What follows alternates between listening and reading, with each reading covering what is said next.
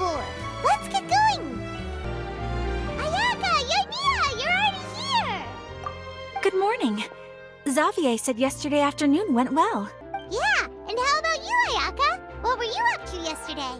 After we split up, Ayato went to see Udex Nervillette at the Palais Marmonia. I was originally thinking of going with him, but he said he could manage it himself. He told me to go see the sights around Fontaine and to enjoy the local culture. So I rode the aqua bus with Yoimiya and visited the opera house on Aranias Island. Yeah, you wouldn't believe what we saw there! 2 mechanical puppets that were dancing together! You've already seen them, right? Yeah, those two! Amazing, aren't they? We sat and watched for quite a while. It was mesmerizing, like we could keep watching them forever. Oh, it was the same for us the first time we saw them, too! Afterwards, we went swimming at the beach! Well, diving, to be exact. It was the first time I ever breathed underwater!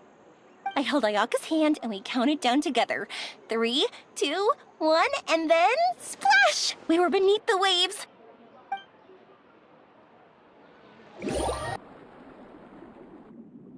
At first, I didn't dare to open my mouth. But once I couldn't hold my breath any longer, I decided to take a big breath in. Turns out the water wasn't as salty as I imagined. It didn't really taste like anything at all. Before I knew it, I was breathing like normal down there. It was an amazing feeling. Ayaka said I was too nervous and needed to loosen my grip. She got used to everything way faster than I did. I knew that the Traveler could do it, so I had no doubt we could do it too. That helped me feel at ease as soon as we dove in. The underwater world in Fontaine truly is beautiful. I love seeing the romaritime flowers blossoming underwater, like little candles lighting up the streets at night. Yeah, and there were so many creatures that we've never seen in Inazuma. Like those fish that shimmer like a sword blade. Whoosh! Oh, and those big fish that call when they see people. Ooh. Oh, you mean Hunter's Rays and Blubber Beasts! I just love the name Blubber Beast. Just wait till Pops and the others hear about this. They probably won't believe a word I say. Yoimiya was down there for quite a while. It was dark before we finally rode the aqua bus back to the city. I figured she'd want to sleep in today. Yeah, even I was worried that I wouldn't be able to get up. I still felt like I was drifting in the waves when I went to sleep last night. But as soon as I woke up today, I remembered that we'd all be shooting a film together, and I was ready to go. Speaking of the film, where's everybody else? My brother and Xavier were speaking to the restaurant owner about using the place as a filming location. They should be here soon. As for the others, We're here. Please excuse my tardiness. I just finished the Special Patrol's 6-mile morning jog. Wait, 6 miles? I'm so tired. I heard you all chatting, so I decided to come down.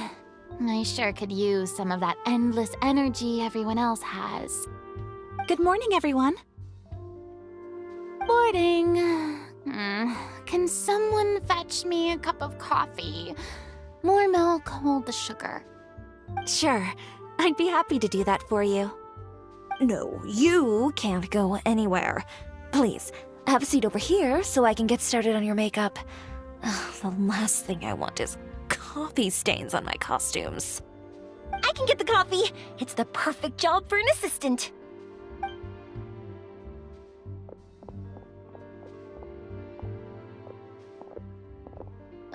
So much energy. Seriously, what's her secret? Oh, Yoimiya's always like that. But you sure look exhausted, Furina. It's because you're not used to waking up so early, huh? Of course not. I spent the whole night reading the novel from cover to cover, marking sections that either need to be omitted or adapted. Wow, Paimon didn't expect you to be so thorough. Well, I was the biggest star in all of Fontaine after all. It takes more than just a pretty face to earn a reputation like that. I know how to get serious when the situation calls for it. I went all out when I was acting as an Archon, so why wouldn't I do the same for my own life? Here's your coffee, Director Furina.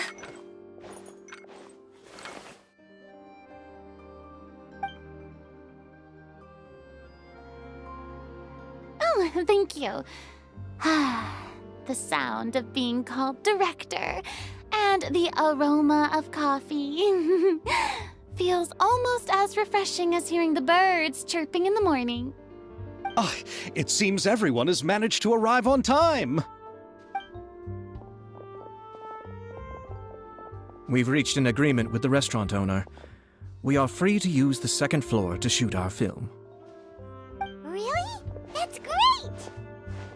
He is really looking forward to our film, and hopes that providing his restaurant as a filming location will attract more customers. Well then, Mr. Xavier, I'll leave the rest to you. Okay, thanks. First, I'd like to introduce our new members. This is our prop manager, Veronique. She'll be in charge of all the film's props and items. And this is Bonneau, our lighting technician. He'll be in charge of lighting and illumination to set up each scene's atmosphere. Wow. Sure feels like we have some real professionals joining the crew now. First of all, please allow me to first express my sincerest gratitude to everyone in the crew. When my investor informed me yesterday that he wouldn't be able to provide the funds, I really thought that this was the nail in the coffin for this film. I had no idea that I'd find so many people willing to help me on such short notice. Thank you. Thank you all from the bottom of my heart. No need to be so cordial, Mr. Xavier. We're all honored to be a part of this. Your works made a profound impression on me when I saw them back in Inazuma. I am sure that someday, this film will be remembered as a prime example of cultural exchange between Fontaine and Inazuma. Yes, the story is the reason I agreed to join. I can't bear to even imagine what this film would look like without the very best director. Anyway, I would like to make a promise to everyone that as the producer of this film, I'll do whatever I can to ensure that everything goes as smoothly as possible.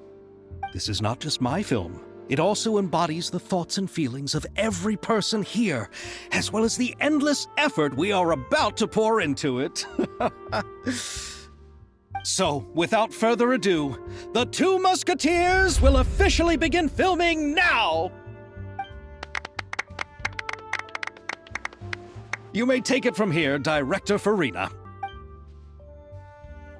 All right, listen up, everyone. The first scene takes place when the two young musketeers are living at the Baron's home, still unaware of all that is about to happen to them. We'll need props and lighting to set the scene. Our lead actors can go get their makeup done, and extras, please take this time to go over your positions. Whoa. Seems Furina's really kicking things into gear as the director. Is everyone clear? I don't want anyone traipsing around the set like umbrella finches. All right, cameras will start rolling as soon as the set is ready. Let's make a film that'll make some serious waves in Fontaine. Not the kind of waves that drown people. I mean, the good kind of waves. Seems like she's still a bit traumatized by that. Anyway, let's go see if there's anything we can do to help.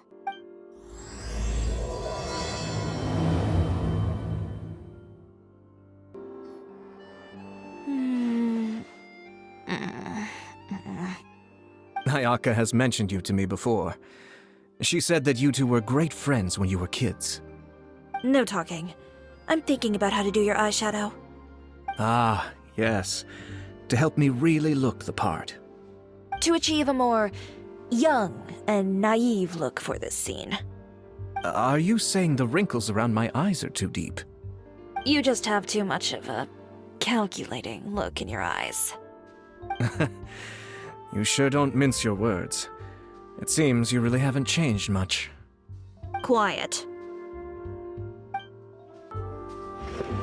How about here. A little more to the left. You got it. Hey, Yoimiya, do you need a hand? No, I'm fine. You know, doing the lighting is kind of like designing a fireworks show. It's interesting to imagine what kind of atmosphere the lights will create. I heard that the Traveler will be operating the camera and Paimon will be the clapper loader, right? Those roles are just perfect for the two of you. Really? Is that because it'll be easy for Paimon to hold the clapperboard while flying? Well, sure, there's that, but that's not exactly what I meant. I just think that after all your journeys together, you two must have developed a super close bond and just naturally know how to work with each other. If I'm not mistaken, the director will want the cameras rolling as soon as the clapperboard goes clack. Oh, I see. It's amazing to see the magic behind filmmaking. Yoimiya, we need lights over there, too. Oh, on it! I've got to get back to work. Chat with you later. Oh, it's exciting to see so many people working together to bring the film to life. Seems like Yoimiya's really getting into it. But she was right. We do have a super close bond, don't we? Paimon's really happy to hear that. So, this is a real musket? No, it's just a prop weapon. Not bad. Have you seen a real musket before? Only in books and newspapers. I made this one based on the relative shape and proportions I saw in reference images. When we're filming, some special gunpowder will be applied around the muzzle, which will help create the flash and smoke effects of a real gun being fired. Which means it'll be up to the actors to portray the recoil. That's right. The sound effects for gunshots will also be added in post-production. Thank you, Veronique. I think I know where to start now. However, the musket's gears and firing pin could still use some work. Adding some wear on the metallic components will make them appear more realistic. Also, be sure to rub the muskets with some oil each time before we start shooting. That'll give the impression that the firearms have been well-maintained. Good point. You seem to know a lot, Miss Chevres. I assume you use these types of firearms on a regular basis? Yes, I perform routine maintenance on my weapons every day. Just like we as people need to eat and sleep, muskets need to be cleaned and maintained. I also perform similar care for my sword every day, and familiarize myself with its shape and weight, to the point where it feels like a natural extension of my body. Yes, this way, our weapons will never betray us in the heat of battle. Yes, well said. It seems we have the same philosophy on this topic. Oh, sounds like they found a common interest to talk about. Though these props differ from the muskets I use, I can still give you some pointers. Good. I look forward to your instruction. First and foremost, never point the weapon at anyone, regardless of whether it's a real or prop weapon or whether you're holding it or it's on the table. This holds for any time when you're not actively engaging an enemy. Okay, understood. When aiming the musket, extend your arm so that it's level with your shoulder and use your eye to look down the weapon's sights. Like this? Not bad. Now, try saying your lines. This is the end of the road for you. Good. Now turn your body a little. That way, you'll give your enemy less of a target to work with. And relax your shoulders. Here, allow me to demonstrate. This is the end of the road for you. Huh. Excuse me, Miss Chiori. Director Furina, there's something I wish to discuss with you. Oh? What is it?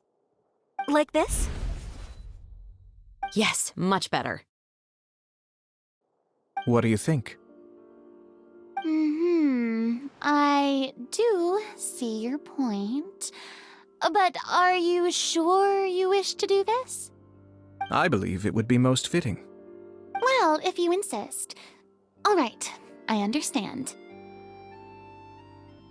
Miss Ayaka, Miss Chevres, could the two of you please come over here? Huh? What's going on? Are we gonna start filming now? Let's go see. What is it? have a question for you, Miss Chevres. Would you be willing to play the role of a musketeer? What? To clarify, I would like to turn over my role to Miss Chevres. But brother... Don't worry, Ayaka. I actually view this as a good thing. I was becoming troubled trying to set aside some time to speak to the staff at the Palais Mermonia. I would like to have some conversations about the cultural exchange between our two countries, and I've heard that the bureaucratic process here can get rather complicated. Now, I will be able to focus on my work. Besides, you also know that I'm not really one for public performances. Are you really sure?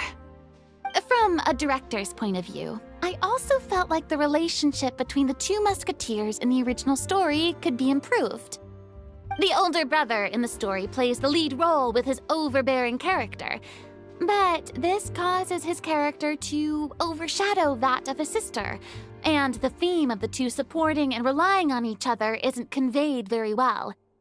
But if we were to change the siblings to two sisters of a similar age, then that aspect of the story might come through more clearly.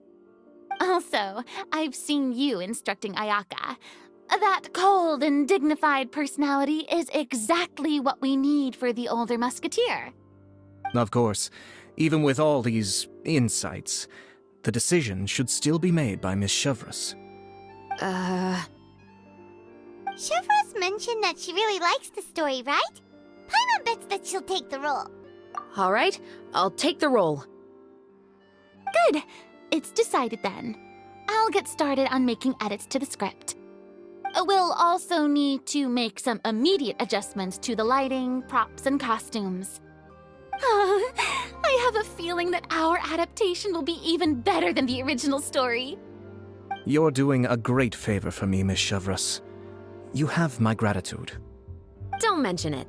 I like this character, so if anything, I should be the one thanking you. Well, since my brother is the one who brought up the idea, I suppose there's no need to worry. Let's go, Miss Chevres. I look forward to working with you. Please, just call me Chevres.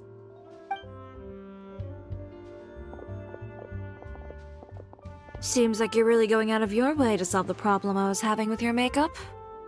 Surely you jest, Chiori.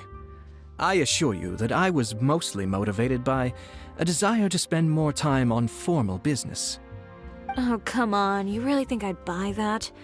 According to what I've heard from Ayaka, her brother is someone who can juggle 10 different matters at the same time. I'm sure you have other reasons for backing out. Perhaps. Ayaka always said she wanted to go out and see more of the world, just like the Traveler. But I feel that she needs not only to see other nations, but also to make some different kinds of friends. I think it would be harder for her to make new connections with me constantly by her side. I would like to give her some space. All right, go on. Spoil her some more. Ayato, it's too bad you're stepping down from the role. Paimon really wanted to see you act as a musketeer. No need to poke fun at me. I'd wager that you also felt that I wasn't the best candidate for the role. It's a little hard for Paimon to imagine you saying those lines. Yes, I've made an appointment to meet some people from the Palais Mermonia. Now, I will have some more time to prepare. Traveler, get the camera ready. Paimon, get the clapperboard.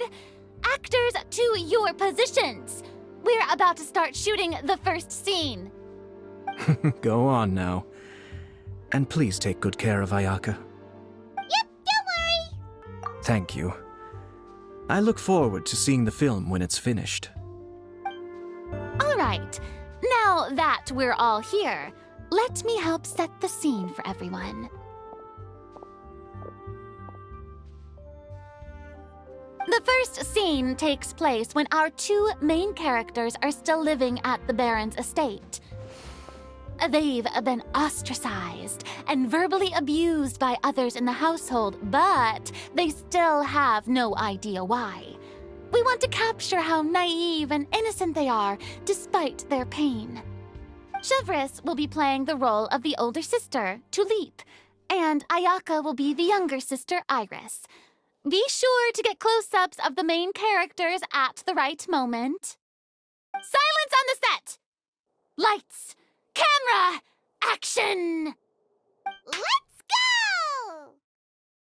Tulip, Mother's been out for quite a while now. Perhaps she went to pick some flowers on the way home. You know how she loves flowers. Iris, Tulip! I'm home! Mother! You were out for so long, we were beginning to worry about you. I'm sorry, but I'm back now, safe and sound. Here, I brought your favorite treat. Apple turnovers. Mother, what are those bruises on your hand? Huh? What bruises? Oh, I must have bumped into something while I was working yesterday. But I didn't notice them this morning. Then perhaps they're from when I accidentally tripped when I was out just now. By the way, did you have fun playing at home? What's the matter, Iris? Well, we've realized that no one really wants to play with us. They even took Iris's doll and spat at us. And they even called us names. They said we were... Shh. It's all right. Don't worry. Girls, listen to me. It doesn't matter what anyone says. Don't listen to them. No one can define you with such words. You both have wonderful lives ahead of you. Just like your names. You will both blossom like beautiful flowers. Maybe your time to blossom hasn't quite come yet, but one day, you two will bloom more beautifully than anything else. Don't let the soil you're in now ruin your future beauty. Understand? My dear daughters. And cut! Not bad. The actors' emotions were all on point. Let's keep that take. Also, if our clapper loader could avoid shouting at the start of the scene next time. Oh, got it. Great. I was a little worried that my nerves would get the better of me. What about you, Chevros? I felt fine. The lines weren't too difficult at all. Seems like Furina must have adapted the role nicely. You two were great. I couldn't tell it was your first time acting in a film. You should have more confidence. Thank you for your encouragement. Positions, everyone! We'll move on to the next scene after we try a few more camera angles. This scene is when our two characters return home, only to discover their mother has been murdered. Ready? Lights! Camera! Action! Mother, we're back! Mother?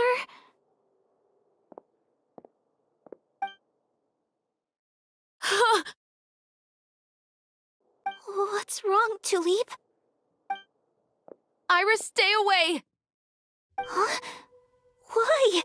What's... Mother! Mother... She's... Huh?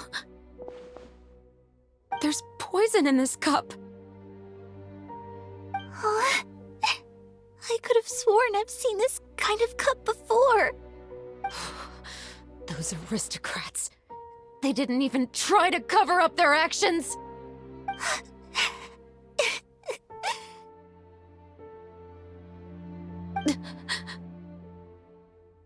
Iris, we need to leave this place. Leave? But now that Mother is gone, where can we even go? Anywhere. All I know is that we can't stay in this house. But are we just going to let them get away with this? We'll have our revenge, I promise you. Just not right now.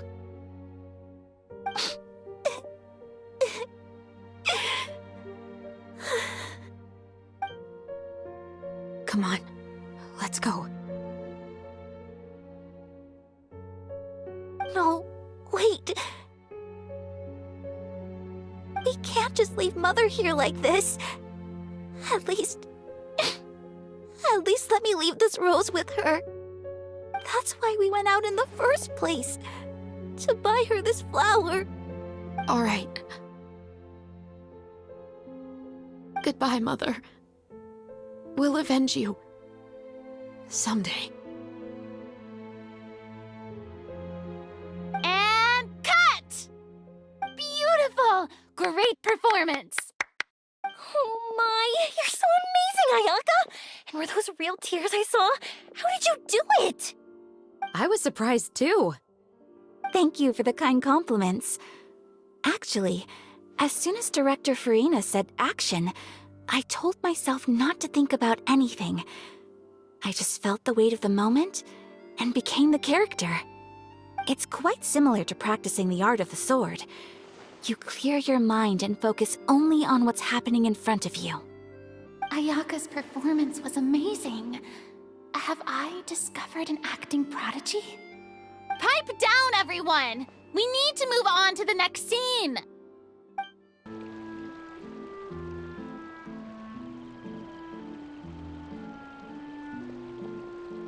Huh? Are we done already?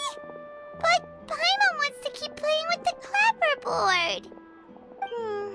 How do you feel, Traveler? Is your arm sore from holding the camera all day? Good work, you two. You too, Shivers. You were quite the actress today. I've read this novel many times before. I have a good grasp of my character's mindset. Anyway, do you remember my request from yesterday? Oh, right! We were having so much fun that Paimon nearly forgot! You have a case where the murders seem really similar to the cases in the novel, right? So, how are they similar exactly? In the story, the main characters grow up to become two musketeers, always using their guns to carry out their revenge. And on each of the victims, they place a rainbow rose as a signal that they've returned. Yes, that's correct. We found rainbow roses just like in the novel. Seems like you're connecting the dots now. Oh, that does sound pretty concerning. Especially after seeing the script today. Ooh, now Paimon can't stop wondering what kind of ulterior motive the murderer might have. What do you think, Traveler? You're smart. Paimon wants to hear your thoughts. Good. On behalf of Fontaine's Special Security and Surveillance Patrol, thank you for your dedication to justice. There's no time to lose. We should start investigating right away. Follow me. Huh? Right now? But we just got done filming all day. Paimon's so tired. The most valuable intel always comes after nightfall. They are like small, remote islands in the middle of the sea. If you don't stay vigilant, you will pass right by them in the fog. That's how one of my favorite books always puts it, at least. So, where are we going right now? Let's start by checking out some workshops that sell mechanical components. If the culprit is making their own weapons, it's very likely that they'll visit those sort of places. Welcome to LeChaux's Clockwork Workshop. How can I help you? Hello. I'd like to know if anyone has purchased some special components lately. Special components? Sorry, could you be more specific? I mean the kind of components that aren't typically used for clockwork toys, but for firearms. Huh? For firearms? No, we don't sell those sort of things here. Don't misunderstand. I'm not here to cause any trouble. We are merely investigating a case, and we're hoping that you could cooperate. Well, to be completely honest, I'm not even sure what kind of components that would entail. Has anyone ever purchased components here as an individual rather than on behalf of an organization? We have a lot of customers who buy toys, but those who buy components are all regular customers who buy in bulk on behalf of their organization. Is that so? I understand. Thank you for your cooperation. You're welcome. It's the least I can do. Oh, hey, Chevres. Run out of oil for your musket again? Hello, Estelle. I want to know if anyone has come to your shop recently to order some firearm components. Oh, is This another case? Let me think. I don't think so. Some people have requested that I make some prop guns for the Fontaine Film Festival, but I refused all of those requests. Oh? Why's that? Because there's no profit! I only make things here that can do some real heavy lifting. I don't have the energy to make some new molds just for the festival. Then has anybody come specifically looking for mechanical components? Well, I usually sell off my scrap to the Fleuve Cendre. I don't typically give them to one specific person. I understand. Thanks for your cooperation. Don't mention it. Always happy to have the Musketeers' patronage. Seems like we haven't found any leads to go off yet. Yeah, unfortunately. All right, let's head to Fleuve Cendre next. Huh? Are you sure? People might not be so thrilled to see the captain of the special patrol there. You think so, huh? Then I guess you don't know. Huh? Know what? That I grew up in Fleuve Cendre. Hello, I'd like to ask some questions. I don't know anything. Don't worry, I'm not here to arrest anybody. You say that now. It's the truth. Here, take this as my guarantee. Wait, did Paimon just see what she thinks she saw? Is the captain of the special patrol bribing a citizen? Seems you're different from the other guards. What do you want to know? Have you heard anything related to muskets in Fleuve Cendre lately? Anything at all? Muskets, huh? All I know is that about 2 weeks ago, we started hearing some loud noises at night. So loud that it's been waking me up. Were they gunshots? Possibly. It's hard to tell around here. Someone's house collapsing, a pipe exploding somewhere, it's all the same. But the noises I'm talking about definitely happened after I fell asleep. Do you know where the noises were coming from? I don't remember clearly. Is it that you don't remember, or that you need to think about it some more? You tell me. Then please, think about it some more. She's giving her even more Mora! The noises came from the end of the Southern Waterway. I came out and had a look for myself and I wasn't sleeping well, but I didn't dare get too close. That's all I know. All right, I'll take your word for it. Thanks for the pâte de fruits.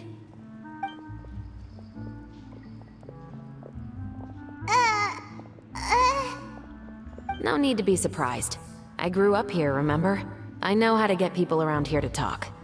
Seems you catch on pretty quick. Now then, let's keep going. It's been a while, Tetro. Please, just get on with your request. I want to know if you've heard anybody talking about muskets lately. Information isn't free, you know. I've heard that bandits have been extremely active in the countryside recently, and they've been affecting the delivery of goods to Poisson. I can allocate some more manpower to help out with that problem. What do you say? You're still as helpful as ever. One of our men got drunk at dinner about a month ago and lost his gun. 3 days later, it turned up in the corner here. What's weird about that? He just forgot where he put it, right? This is Fleuve Cendre, my friend. Anything of value left in the tavern won't ever make it to the next day. But that gun turned out to be an exception. It didn't get any new wear and tear on it, and didn't even appear to have been fired. We were quite mystified as to what could have happened. I suspect it came back because the weapon was already known to the guards. You mean, a criminal was afraid the Marechaussee Phantom would use the shot marks to track them down? Maybe. But if that's the case, the culprit really took great care to avoid getting caught. I didn't say anything about a criminal. In Fleuve Cendre, knowing who was killed is as easy as knowing what clothes you're wearing today. It's the guy living in the east side, isn't it? I've never liked him.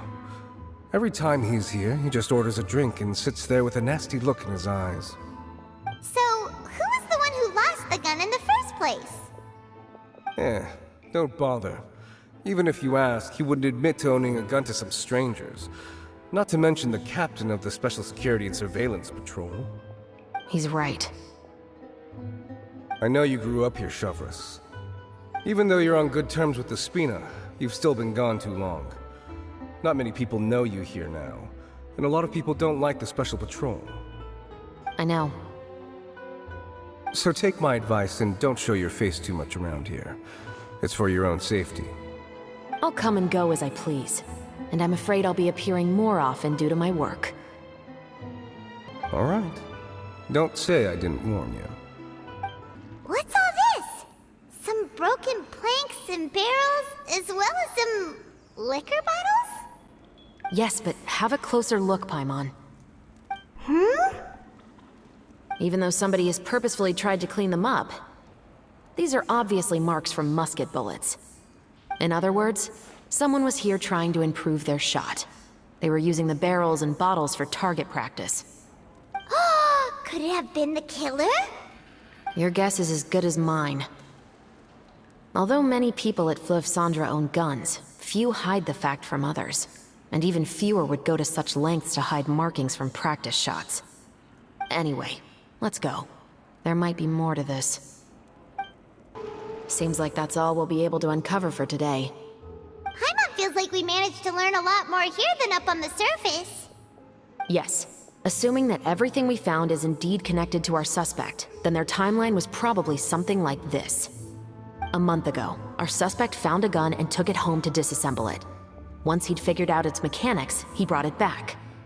In the following weeks, he used some parts to create his own makeshift musket, and took it to the Fleuve Cendres for target practice. Then, a few days ago, he found his target and carried out the murder. Once the deed was done, he left a rainbow rose on the body, just like the scene in the novel.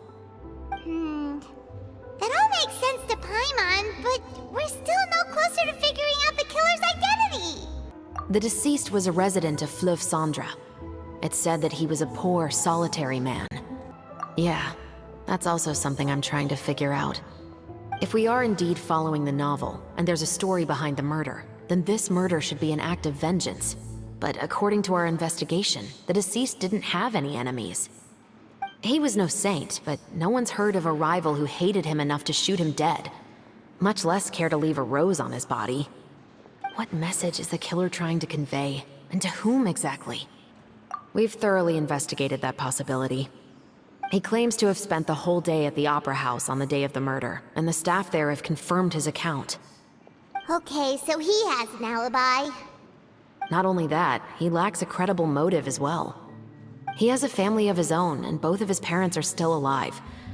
I've looked into his records. He was adopted at the age of 6, and all the proper procedures were followed. There are also records of him at an orphanage before then. In the story, the mother of the 2 musketeers was murdered after the children turned 10. Of course, he could have changed the children's ages, but I don't want to assume anything without evidence. More importantly, I've also had a chat with him in person. He didn't seem like the kind of person who would pull the trigger to kill a man. Then, what should we do now? We have all this new information, but it doesn't help us move forward. Investigations take time. I didn't expect us to catch the culprit in just a single day. How about this? Let's spend the next few days filming with the crew. We can continue the investigation once we're done with the film. I'm sure that given time, new leads will present themselves. Wait, but weren't you saying Intel is like small, remote islands in the middle of the sea just a moment ago? Wouldn't you just miss them if you were to stop looking? Ah, but the book had more than one reference to the islands, Paimon. Oh? What else did it say then? As long as you spend enough time sailing through the fog, you'll eventually come across an island.